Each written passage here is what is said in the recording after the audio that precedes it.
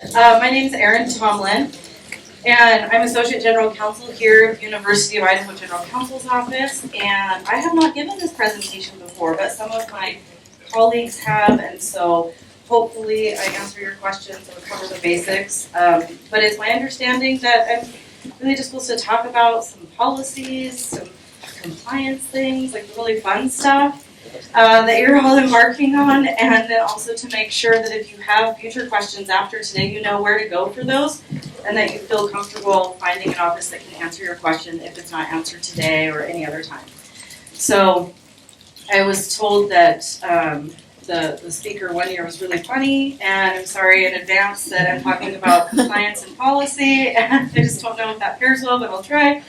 I think to start off, I'll tell you what the General Counsel does here at the University of Idaho. So in terms of a resource and just an introduction, the University of Idaho Office of General Counsel represents the university, the institution, and interpretation of laws and advocacy and legal matters. It does not represent individuals or students, but what we do offer is advice to people acting within the scope of their duties or responsibilities at the university. So to the extent that you ever have a question about how to interpret something and maintain compliance, or if you're doing the right thing, or what you should do next, and if you're acting in the scope of your employment and that supports the institution's overall goal, then you should call. And if it's not appropriate to answer, then you'll be told that. But my perspective is always call and ask.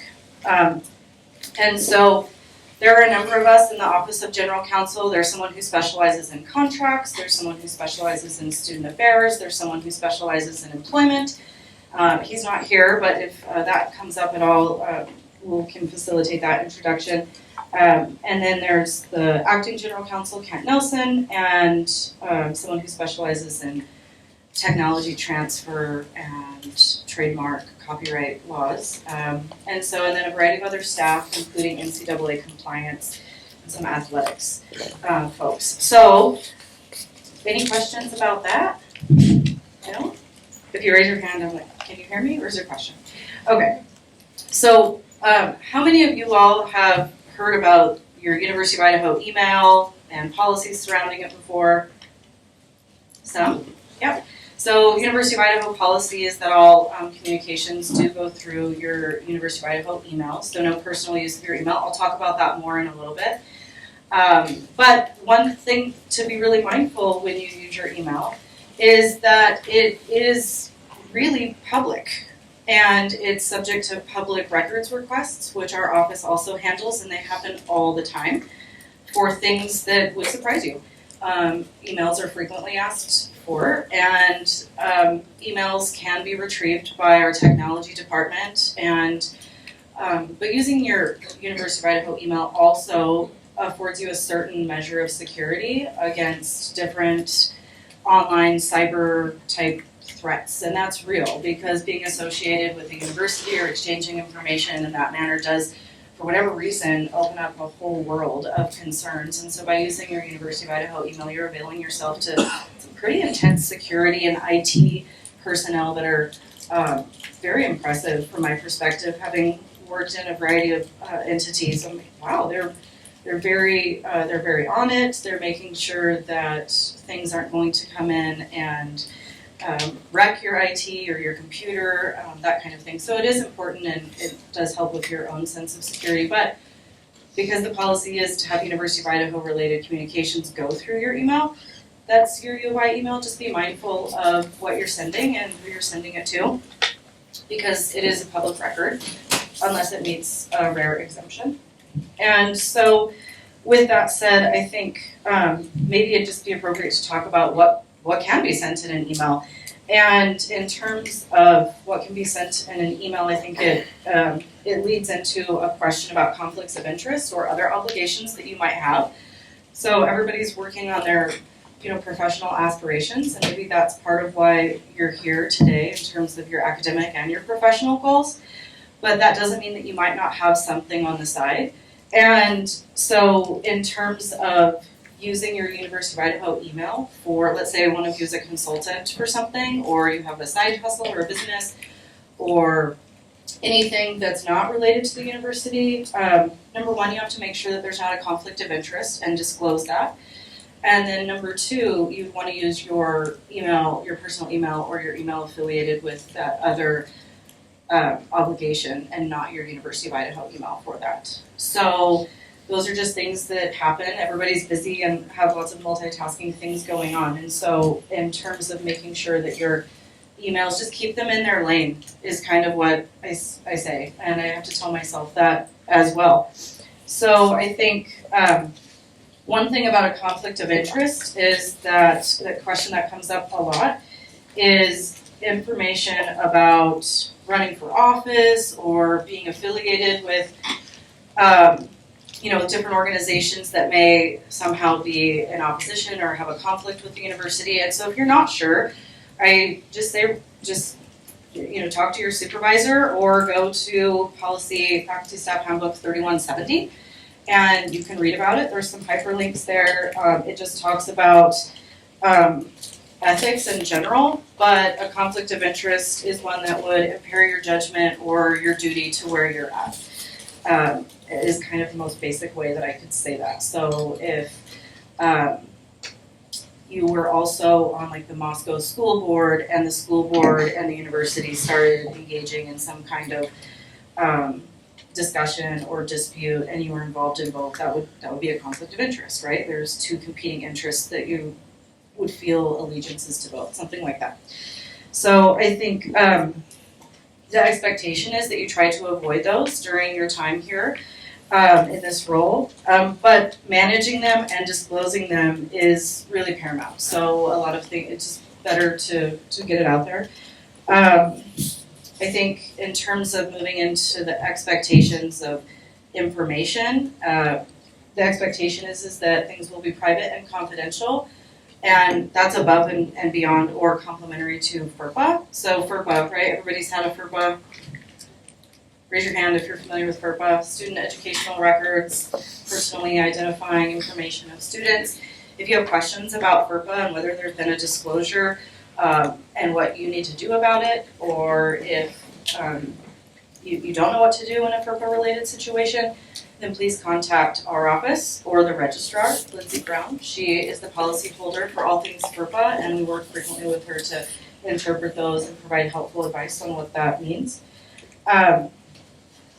I think in terms of, I'm trying to get through like email, office supplies, some of maybe the more boring, mundane topics first. Not that FERPA is boring, but it's really exciting for me. But I do think that, it really is, I think it's a good time to just kind of chat about the acceptable use of technology resources. And so when you're using University of Idaho equipment, whether it's computers or the internet, for instance, there's just a variety of software and technology that you'll have access to and that you'll be expected to use. It's supposed to help you, and you'll have a lot of freedom to probably take those with you and do all kinds of things to assist you in whatever it is that you're individually embarking on. But just be aware that the expectation is that that's for you to work in the scope of your University of Idaho employment, and there's several pages of a policy about it.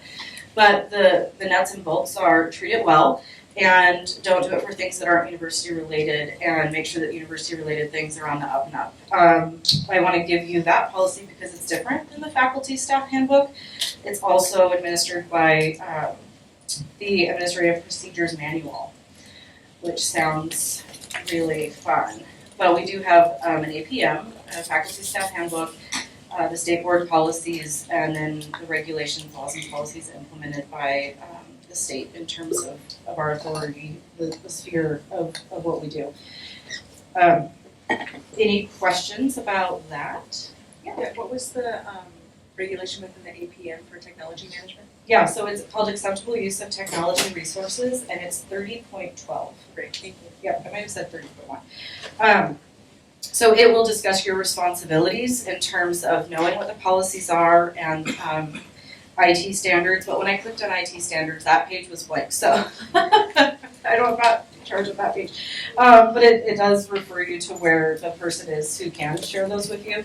It talks to it talks to you about what misuse is, and there's a long list, and I don't necessarily want to be here today and talk about misuse. I don't think that's the expectation. Just know that there is a large category, and it is D2 on that policy.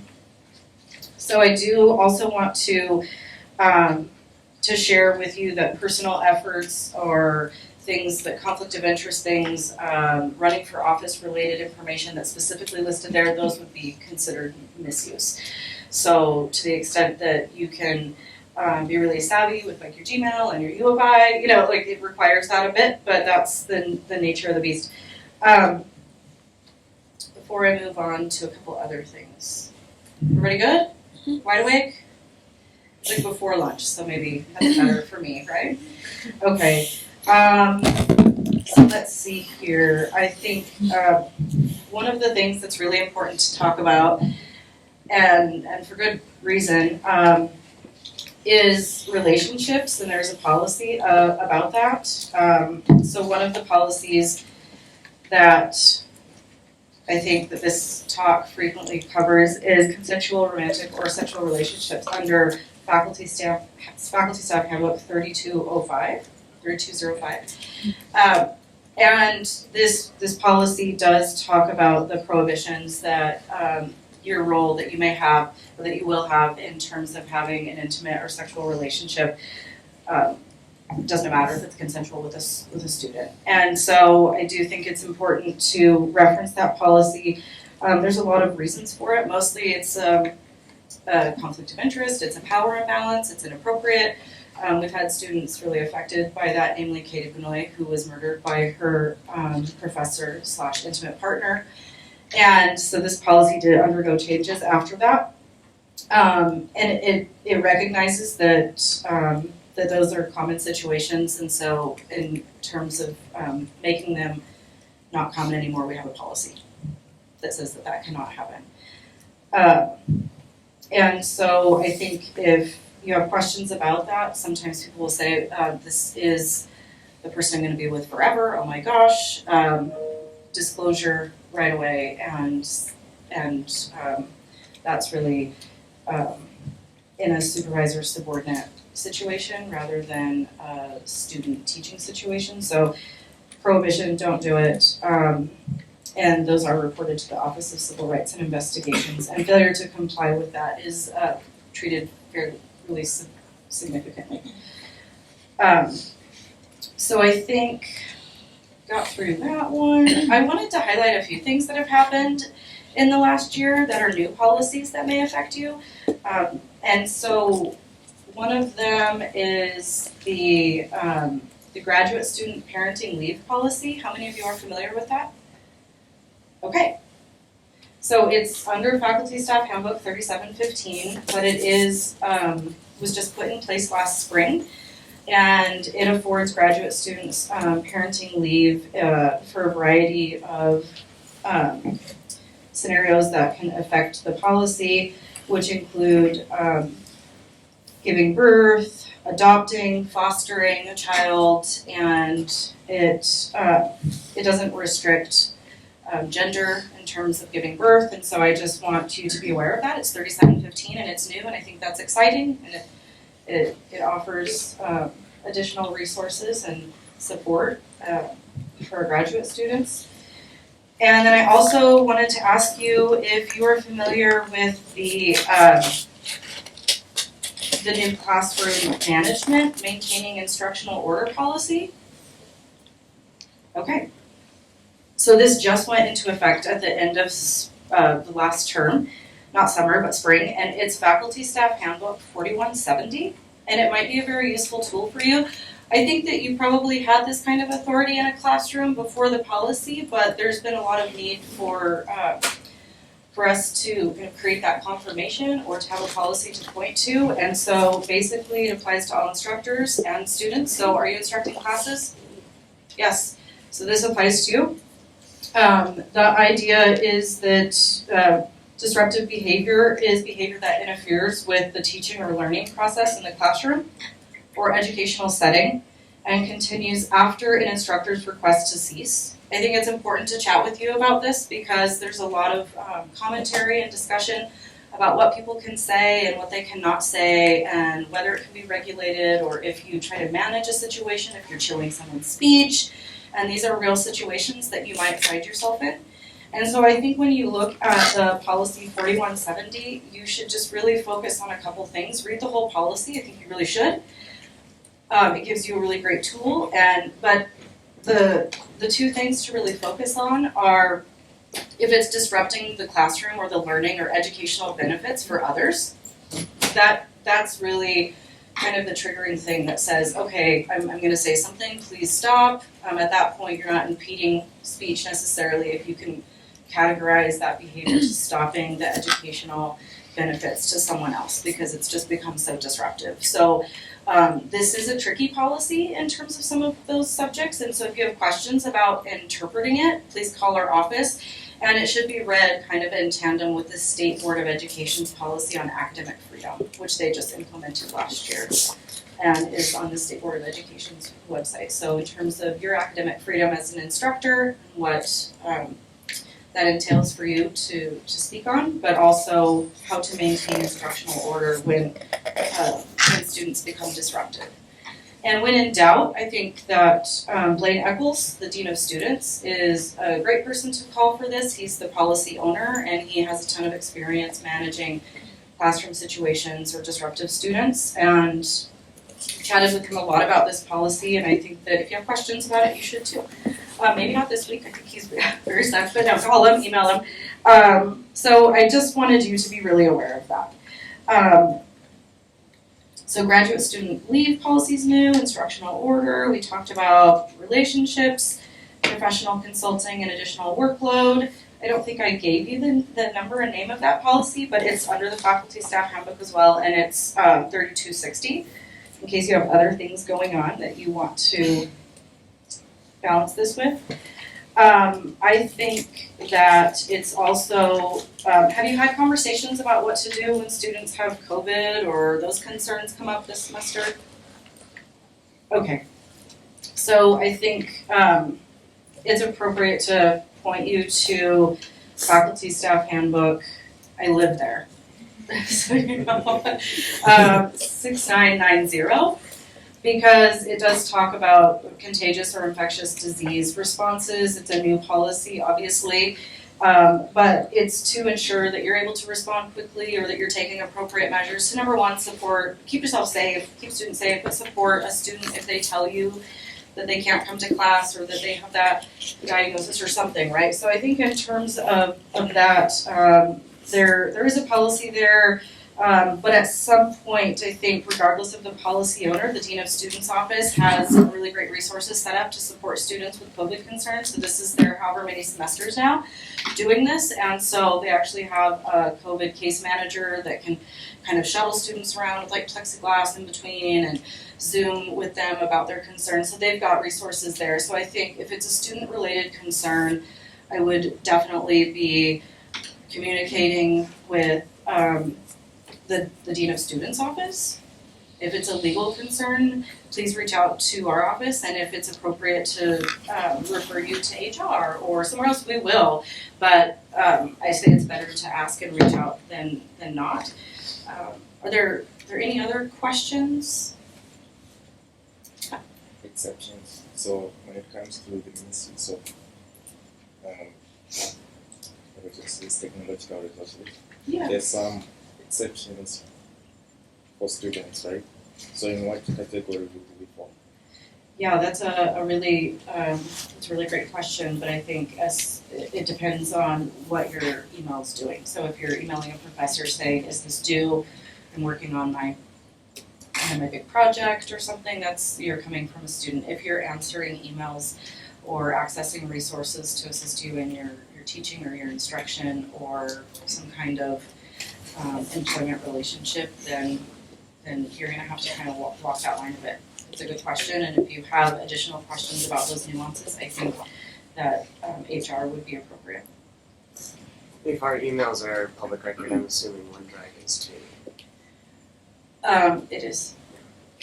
So student information won't be released, right? There's some exceptions to Idaho public records law, so we have to follow the Idaho public records law to the extent that it's not affected by FERPA or some other exemption to disclosure in that law.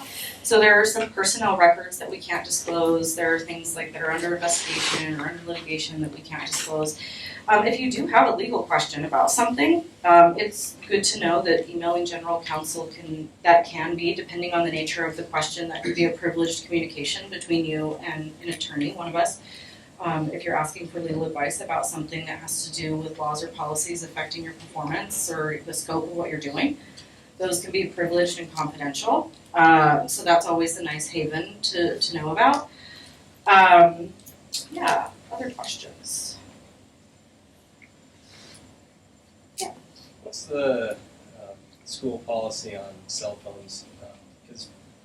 So for example, in the lab I'm working in, there's a lot of like high voltage and stuff that can be dangerous if someone's not paying attention. They may not be distracted, but they'd be distracted to themselves. Can I, if I feel the need, am I allowed to basically say no cell phones allowed? If that's necessary, is that within? I mean, I don't know that there's a black and white rule on that. From my perspective, unless there's something I don't know about that, it's a safety related concern, saying your cell phone could somehow trigger or affect this potentially dangerous situation. I think that you get to make those rules. I mean, my mind is going to the places in usually I think high school where they're like, drop your cell phone in the bucket. And I don't know that you can't do that, but I think that could also be addressed in a syllabus perhaps, just that, students are like checking their email and typing things, notes on their phone, that might say that. But no, I think you have the discretion to do that. And I would ask Jake Nichols or Bruce Lovell at Campus Safety about that if you have a question. Okay. Saw one here, and then, yep. Could you please talk about dress code for teaching assistants and instructors? Do you mind saying that question again? Could you please talk about dress codes? Oh. For Dress teaching codes, I think, assistants and instructors? I think that there's an expectation to dress appropriately and professionally, but from my office's perspective, at least I'm not aware of a policy that gets into something more particular, and I would ask your college or dean or supervisor about those. I know that Fridays are a good reason to be casual if you can throw some Vandal swag on, so that's always fun. But I mean, it's different for everybody's roles, right? Like there are people who are inspecting things that need to wear Carhartts, and there are people who are going to court or theoretically going to court who need to be wearing suits, and there are people who are teaching who I see them show up in chacos and I see them show up in suits. So I think that there's a lot of discretion, but I think it really depends on the appropriateness of your role. I did tell this person in the back, and then we can go to the middle. Yeah. As far as like use of email and all of that, how do those rules affect collaborative work or communication with other universities? Yeah, so if you're collaborating or communicating with them in the scope of your role here, whether student or as a instructor, I think it's appropriate to use your Vandal email. And I think that there is like a little bit of a thin line. So I mean, that's the best answer I can give you.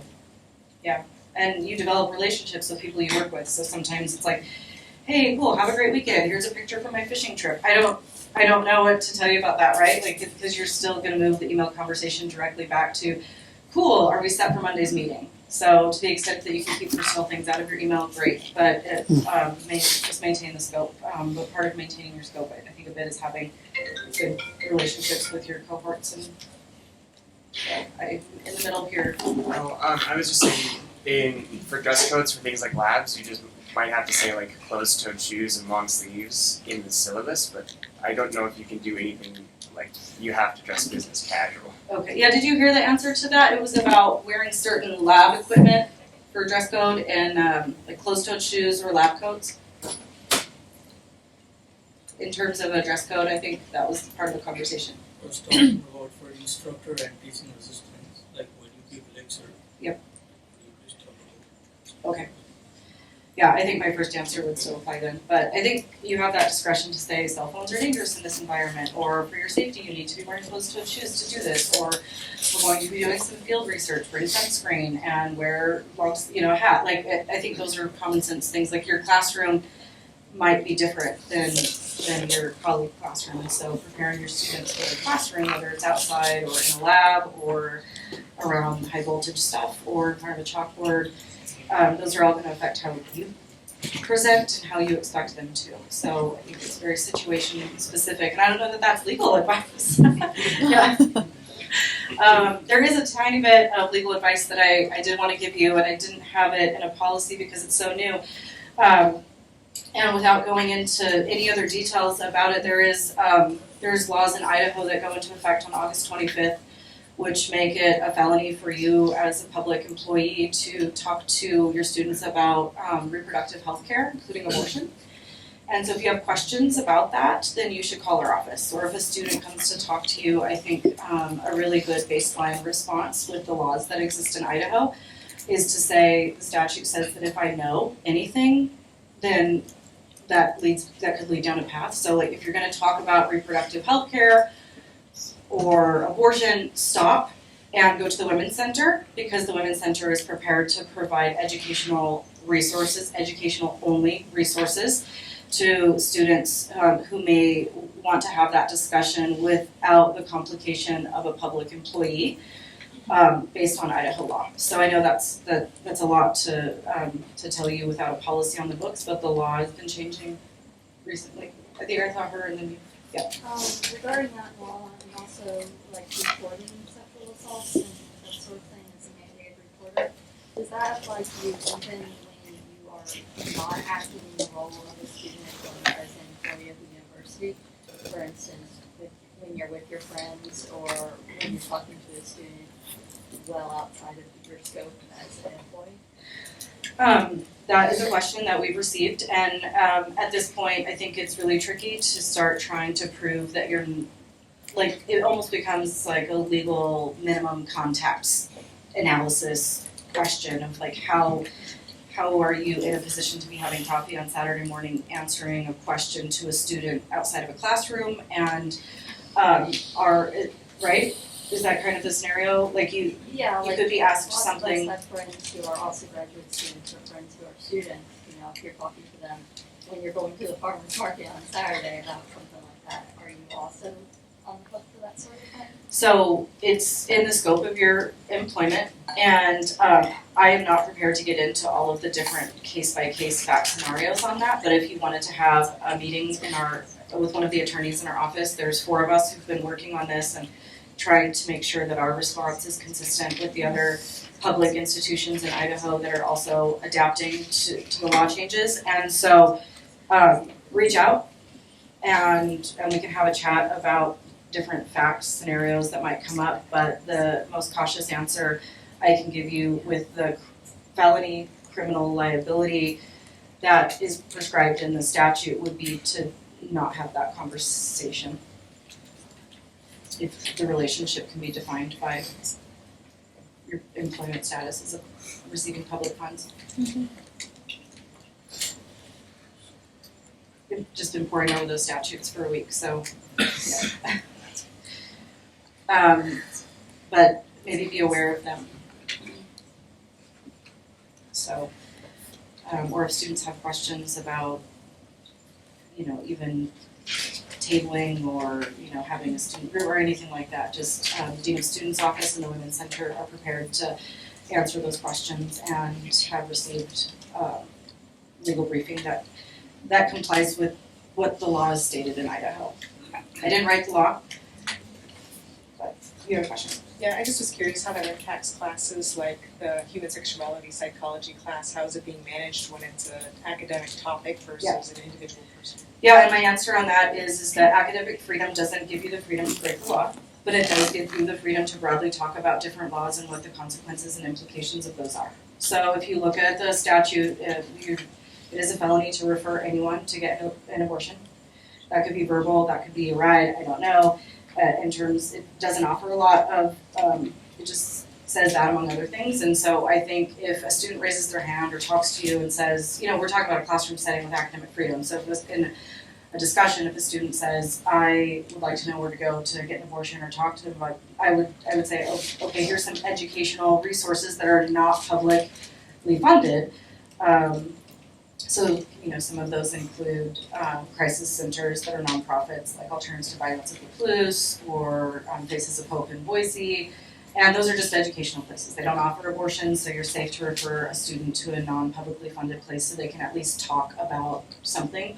Because talking under this statute to a student about those things is, I have concerns for criminal liability for public employees. So we're on the hook as public employees if we talk or mention anything about suggesting abortion things. Is there anything else we're on the hook for? Like, do we have to report? I haven't done an analysis on reporting. I've just been trying to keep people from getting into their own criminal liability sphere under the statute. So if you want to follow up and reach out to our office, we can have a discussion about that. But I think that our analysis has really been, the statute talks about what you can and cannot do as a person receiving public funds. And so if you're receiving public funds by virtue of your public employment, then you do need to be aware of the first threshold under the statute is knowingly. And then it gets into all the details of don't do a referral or don't do that. And so my advice has been just to not know. And to say if that's something that's going to come up, then here are places on campus that are that know of places that you can go to have an educational conversation that's not supported by public dollars.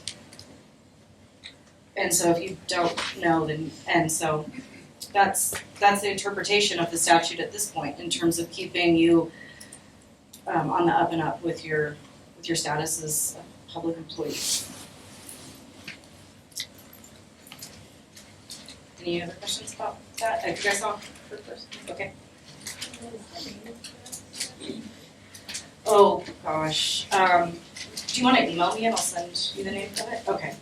My email is aaron@uidaho.edu. So there's two statutes. One is dealing with contraception and things on that, and the other one is public funds for.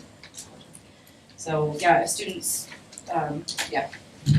So when the 25th comes around, will there be a policy in place in the book so we can look at it to see what the universities? I don't know if there will be a policy because it's Idaho law, and so it's in Idaho code already. Okay. Yeah. So, but I could, we could certainly try to, if you have questions about where to locate that statute or interpretations of it in terms of following. So just to clarify, if a student comes to us and they seem to want to talk about that issue in their own personal life, we should refer them to the Women's Center or one of the other resources in town. I would just do the Women's Center because keeping it consistent on campus, and so the Women's Center's been working through this and and is working consistently or attempting to with other Idaho institutions. So it's not that they would necessarily tell them anything different than you would if you got in the briefing. It's just a way to consolidate and centralize communications to students, just due to the pretty severe nature of what how it creates a criminal liability for this in terms of just talking to them. Would employees who share resources on social media be liable for any of those kind of posts? That's a really great question. So, I think my first thought is that people have autonomy outside of our jobs and opinions. But I think it really comes back to that line of if it's in the scope of your employment. So not to be overly cautious, but if your Facebook says instructor at the University of Idaho. I don't know, maybe someone could point to that and say it's that, maybe they wouldn't. I just usually play things a little bit cautious because I'm like the annoying attorney friend of the group that's like, I don't know if you want to do that. So we can chat more about that. That's a really good question. But it's for public employees, and you're not on the clock all the time, I guess, unless you are. Slightly related, but what about retroactively? So like if you've shared such things in the past. And then So the law doesn't go into effect until August 25th. So anything before that? Like today, Okay. yeah, August 25th is the day. Think of all Yes. So in Idaho, at least, which is where you all work. Maybe it's not where you all live, but it's where you all work. So yeah, about that, as employees of Idaho, does that follow us across states, or does the law follow? I believe that you have to be. That's a good question. I believe you have to be in Idaho, or maybe the abortion has to occur in Idaho. I don't know. I know that there's a myriad of laws right now that are trying to kind of safeguard or change or challenge, however the different factions are working in terms of interstate relationships with this, and I'm not sure how they've all played out. I know that in the state of Idaho alone, there's been. The Supreme Court just heard oral argument and made a decision a week ago. There's a federal lawsuit against the state of Idaho. Boise has an presidential executive order. Boise has a city resolution. Moscow could. And so there's a lot of things. There's 2 statutes. There's a lot of laws, and some of them are really new. And the way that they all work together has been a challenge. And so we're trying to get you the best legal advice for what you do in the scope of your employment as possible. But it's just been a quick turnaround time. And it happens to coincide with the largest reproductive population that we have in our community returning to campus. So, in terms of their questions that they frequently have. Yeah, any other questions? So Dean of Students are great resources for student-related questions. Women's Center are great resources for students who may want to have a discussion with you about pregnancy, abortion, reproductive health care. General Counsel is a great resource for you in terms of interpreting the law or policies as scenarios come up. Public safety or campus safety is great for all kinds of things, from security to high voltage scenarios. Read the state board policies for fun. Scroll through. I don't find them as easy to navigate as ours, which may or may not be saying. Just wondered if you could explicate what is considered reproductive health care. I mean, how does this affect our trans community, et cetera? Yeah, and I don't know that I'm prepared to Just read the statute. Yeah, but I'd be happy to chat with you or anyone that has more in-depth questions outside of today. This just really, I just don't know all the answers. I wish I did. I'm just trying to read the statutes and provide advice to people who work at the UI so that they don't get charged with felonies. Yeah. Yeah, in the scope of their public employment, right? Yeah. Is Idaho talking about a Don't Say Gay bill, or is that already in effect? I don't know anything about that. I don't know what the legislators are doing in terms of that. Yeah. So if students talk among themselves, that's okay. Yeah, I mean, if you hear students or overhear them, I mean, if I was in your shoes, I think my position would be like, la la la, put your earbuds in. Because knowingly is the first part of that statute. If you know, then the other check boxes can be checked off, right? Like you can't get to the second check box in terms of whether you actually violated the But statute if or I not. was just passing by, I wasn't a part of that conversation. No, I think bystander conversations like that are fleeting, you have no idea the context, or they could be talking about a book or a movie that they read. You can't, yeah. So just to clarify, we can't talk about anything relating to reproductive health care, including doing birth control and stuff like that, to any other students in any context? So I'm not telling you that you cannot talk, number one. What I'm telling you is that Right face liability if you talk to any other students or any other employees about reproductive health care in any context? So we could have a discussion about reproductive health care, and we could be talking about the different laws on the books or different organizations that feel one way or the other about that issue and what their efforts are. We could have all those conversations. There's a lot of freedoms that you have with that. And I'm not here to get into really controversial topics about that. I'm here to tell you that the law says that you may not refer in your public employment capacity, getting public funds, you may not make a referral for abortion. And there's not enough interpretation in the statute to really understand what that means.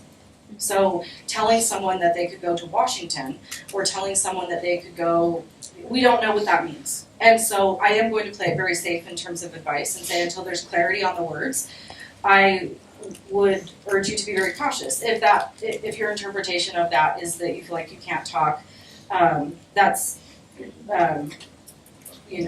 devastating. But outside of this topic, just in terms of your ability to speak freely, but I think that's your interpretation, right? So all I can do is tell you that we don't have enough information on So that statute. interpretation is broadly correct.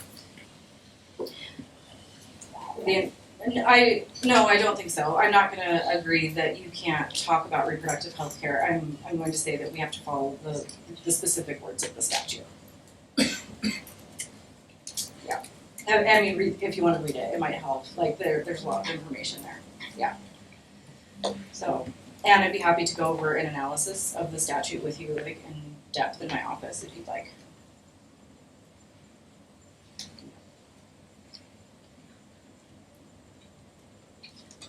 Question, I'm sorry. It seems like there's a lot of interest in this, and I've Yeah. been curious. I've been curious if you would be willing to conduct, instead of meeting with each person individually one by one, would you be willing to conduct a follow-up meeting where you could go over it with all of us in detail, or is that outside the scope of your duties? I just need to make sure that would be appropriate. I think that when there's legal advice to be provided to people in the scope of their employment, that is appropriate to engage with. But I know that there's other offices on campus that also that we're working with that may be in a better position to share that education once they've. And so I would just need to find out. But I think that's a great question, and I think that people have questions.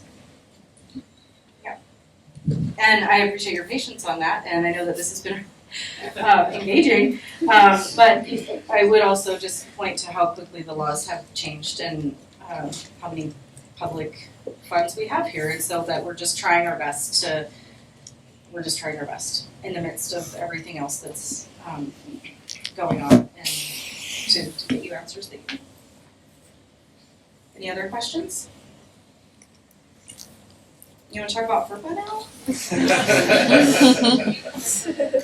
Yeah, okay, good. Yeah, that was a joke. It's okay.